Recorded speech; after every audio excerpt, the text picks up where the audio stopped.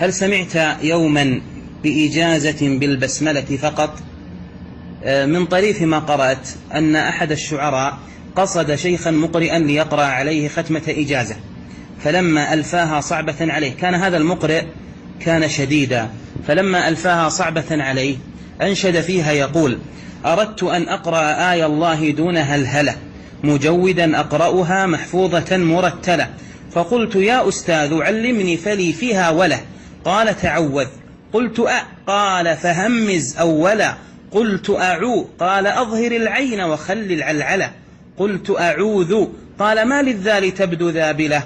قلت أعوذ بالله من الشيطان، قال مشكلة، أين حقوق الطاء والطاء ألا ما أثقله، سكنت نونا